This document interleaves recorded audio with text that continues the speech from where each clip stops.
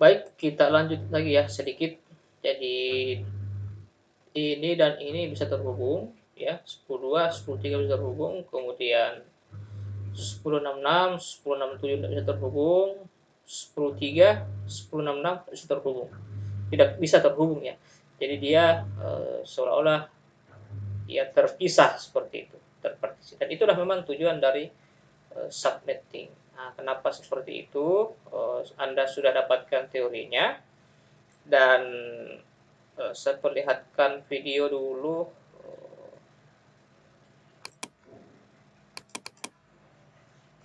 Saya mencontoh video ini ya. 168, Saya mencontoh video 10 ini. titik dari 1 hingga 60. Nah, ini dia. Ya. 10.1. Jadi ini kan kalau perhitungan /26 itu ada beberapa subnet, gitu kan. Nah, dua komputer pertama tadi nih dia masuk di bagian sini. Sini ya. Lihatnya di sini. Lihatnya lurus ya. Vertikal. Jadi 10.2, 10.3 masuk di sini. Sehingga kemudian 10 berapa tadi? 10.66, 10.67 masuk di sini. Itu kan? Sehingga itulah jadi kalau dia satu subnet dia akan terkoneksi. Makanya 10.2 itu bisa terkoneksi dengan 10.3. 10.66 bisa terkoneksi dengan 10.67 karena dia berada dalam satu subnet. 10.2, 10.3 dalam di sini. Kemudian 10.6, 10.7 masuk dalam range ini ya. Jadi rentang host bisa pakai tool-tool yang ada di internet kalau mau cepat ya. Tetapi Anda harus tahu nanti dasar perhitungannya. Makanya tadi ya bagian ini bisa karena satu subnet bisa terkoneksi maksudnya. Bagian ini bisa karena dia satu subnet. Jadi kalau saya ulang saja biar ini dengan ini bisa harusnya karena dia satu subnet 10.2, 10.3. Nah, ini dengan ini harusnya bisa karena dia satu subnet 66 sampai sekian, gitu kan. Sementara ini dan ini tidak bisa karena dia beda beda beda subnet ceritanya.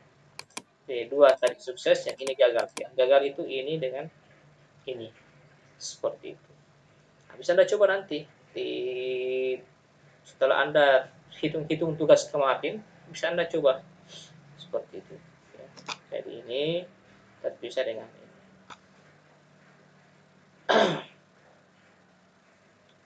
Ini terpisah dengan ini.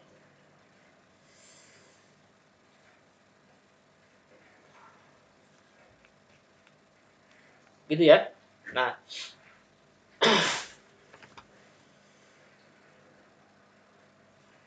seandainya saya buat lagi ini seandainya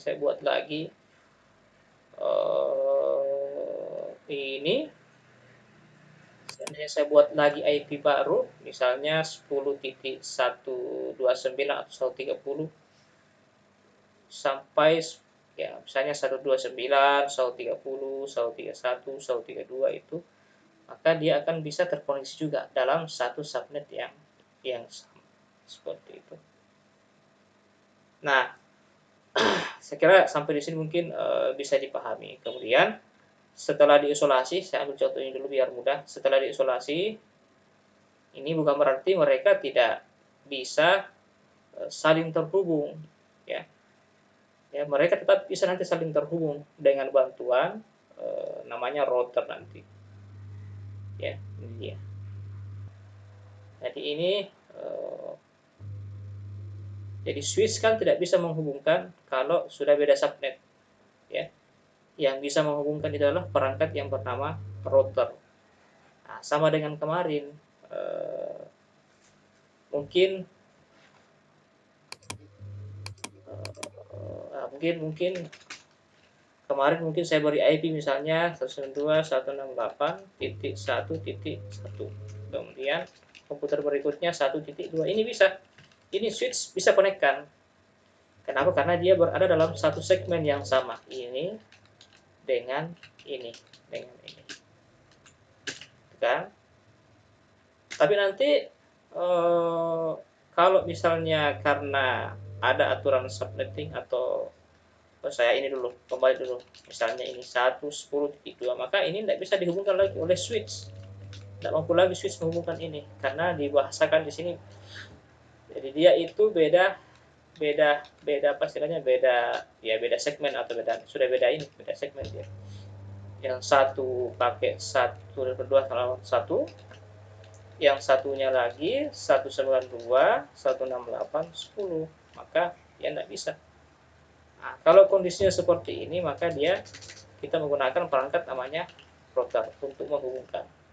Nah, sama dengan tadi, ya. Jadi anggaplah 11 bisa. Tadi kan saya buat 1.2, terus 1 titik, ambil paling ujung 1.67, 10 ya, 10, 10, nah, gitu kan. Kalau kita lihat, ya ini berbeda juga tadi karena pengaruh subnetting tadi. Ini pengaruh perubahan angka 255-nya itu, perubahan angka ini. Maka dia terkelompok, gitu kan. Nah, yang tadinya bisa, harusnya bisa karena sudah kita ubah-ubah subnetnya, ya. Maka ini akhirnya menjadi tidak bisa. Seperti itu. Ya, maka ya butuh lagi perangkat namanya router. Seperti itu. Namanya router. Nah, makanya nanti bisa Anda lihat video ini, dia itu menggunakan IP yang pertama ini 10.1, 10.2, 10.3 di sini, ya. 10.2, 10.3, 10.4.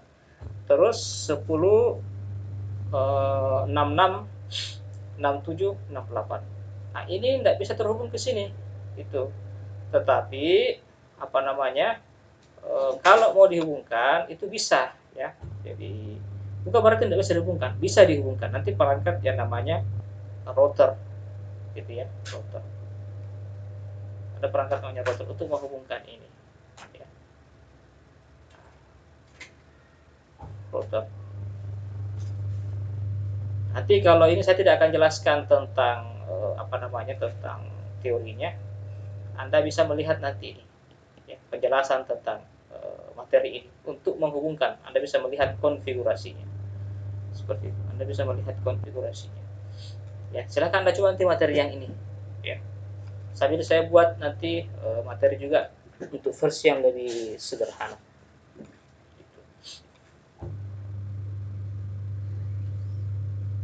Untuk linknya nanti saya akan berikan juga. 2. Karena 60.